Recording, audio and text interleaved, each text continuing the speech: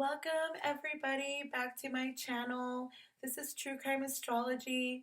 I'm so happy that you're here.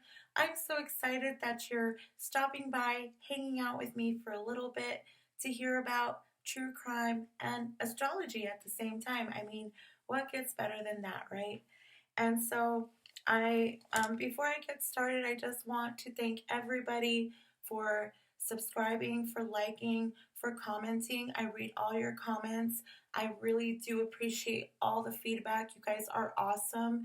And I appreciate that, that we are engaging in a conversation, and I love that. So keep them coming. I'm truly open to all kinds of suggestions, any kind of suggestions that you all may have to better the channel.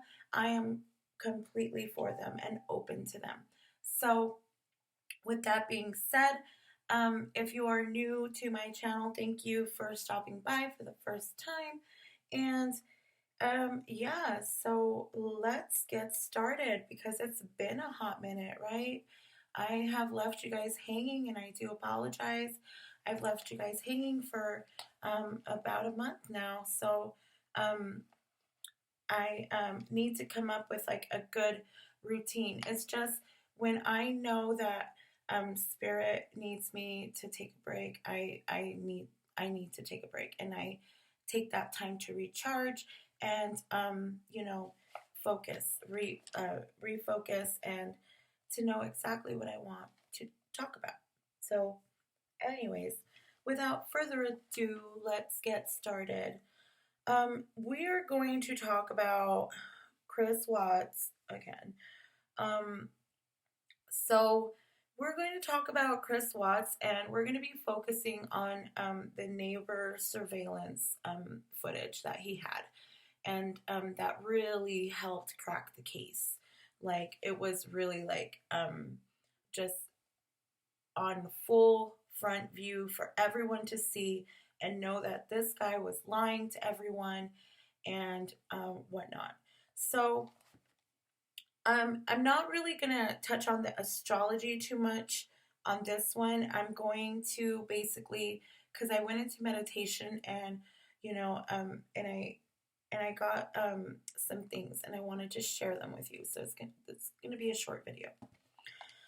So, um, so we're focusing on the reaction of Chris Watts, like when he was confronted with the footage, when he had gone into the neighbor's house with the cop there and the friend, and the friend's son and whatnot, and he was like really like really uncomfortable there, like he in his mind he wanted out. He and on the surface it looked like he just had better things to do than to worry about the whereabouts of his family.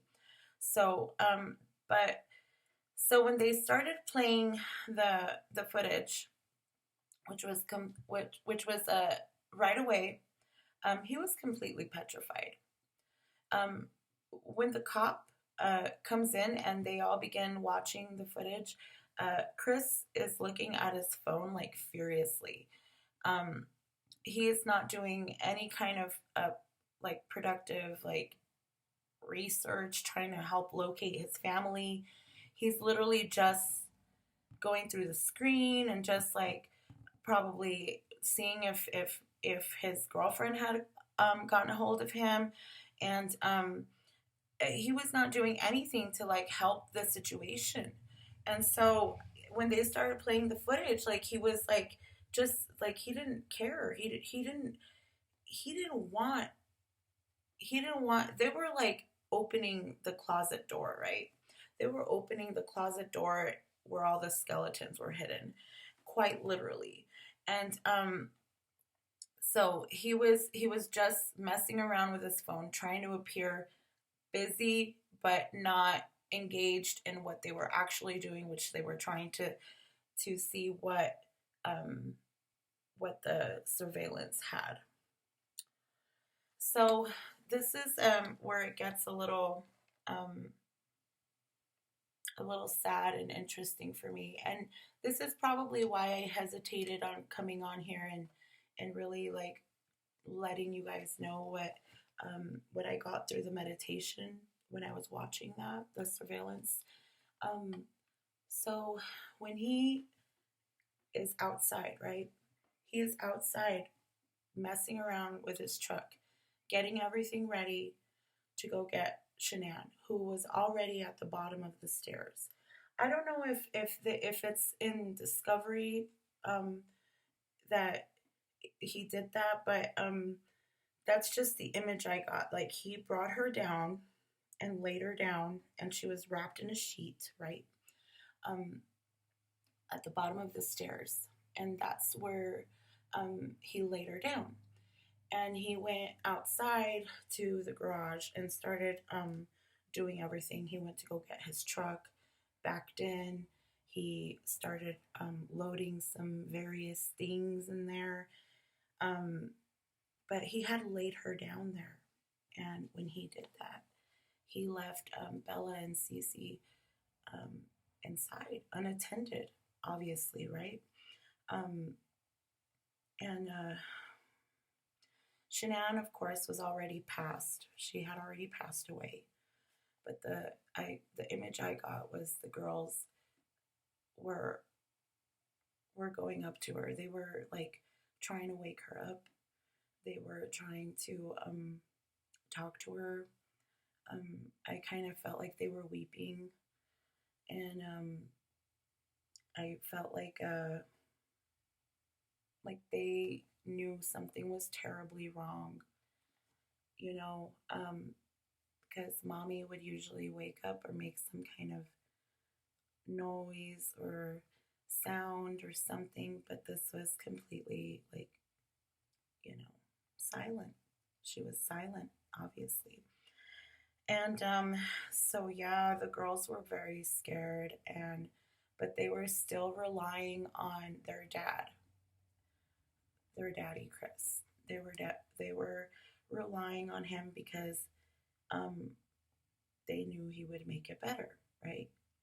Daddy has to have the answers, and mommy, something's wrong with mommy, and so this is all so very devastating. And believe you me, like it it it takes a lot for me to even like come on here and say this. Like I am really uncomfortable sharing this because it's something so sacred and personal, and that's probably why it took me a long time to make this video. so so anyways, Chris is outside still loading everything, and so he goes inside and gathers everyone, um, gets Shanann and puts her um, he puts her in the truck and puts the girls in the truck. And so back to the neighbor. So Chris is like watching all this and like reliving it in his mind, but like trying to appear like I'm really not, I don't know what you're talking about. I was just loading, you know, my gallon of water, my computers, um, my tools, every like he loaded everything, right? He listed a whole bunch of things, and so that was already very suspicious because in his mind he was like going back and like thinking, because remember he would go inside quite frequently, and there's images that would pop into his head where like he would see the girls, you know, like weeping. They were like scared and crying. They didn't know what was happening. um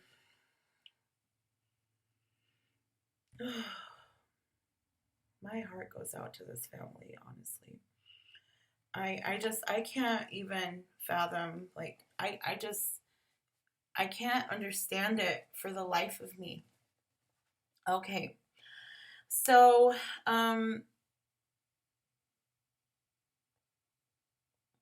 so with the surveillance going on, the neighbor is obviously like keeping his eye on Chris. Like he's like trying to maneuver like the footage and trying to show the officer exactly what he is seeing, like, and this and explaining, you know, like, hey, something is kind of weird, yo, don't you think, to Chris, right? He's like, well, I would have caught it if it would have came this way, because Chris is like, oh, he just, he was so unprepared for all of this.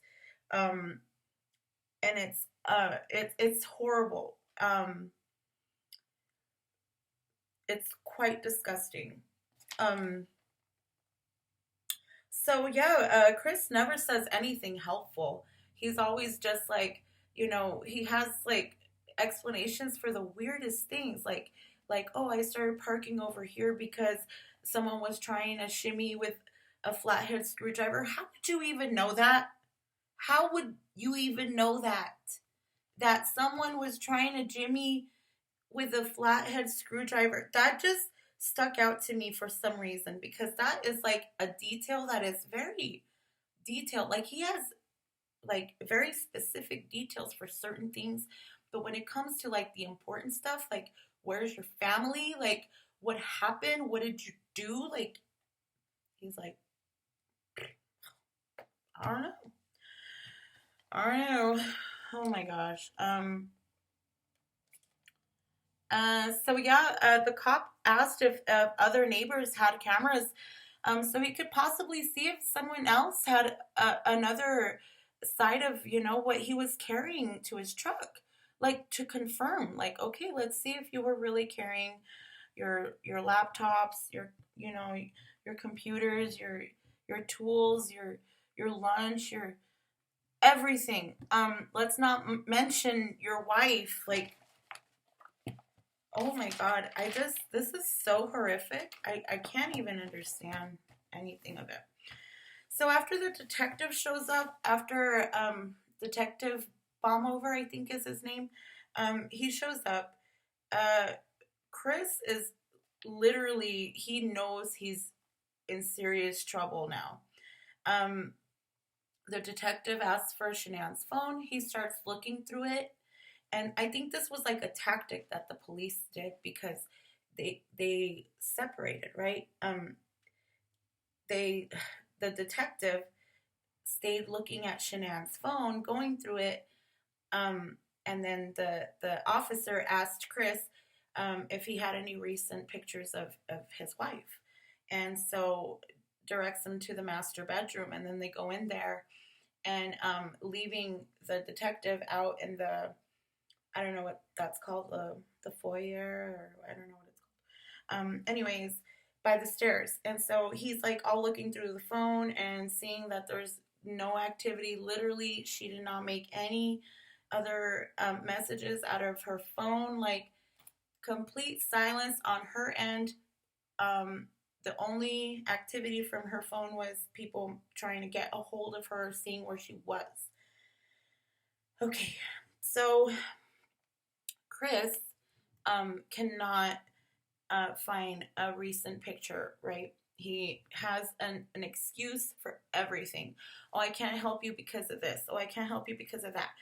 Um, and so, really, right away, the energy when they entered the room, when they saw the bed, um, it was strange.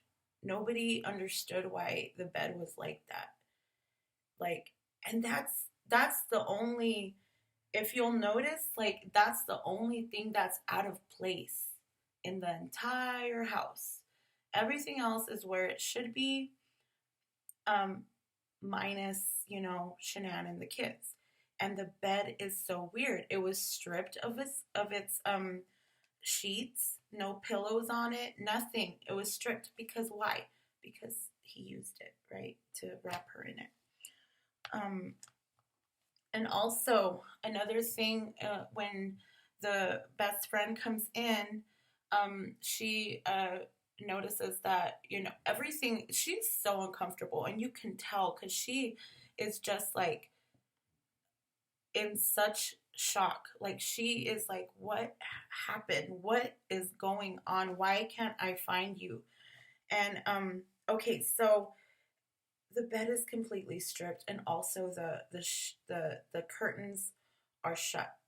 So okay, to me, thinking of Shanann and how precise she was with her Mercury and Capricorn and her Taurus rising and her Capricorn sun and everything, um, I know that she would have the curtains shut while she slept, but during the day she would probably open them so there can be light.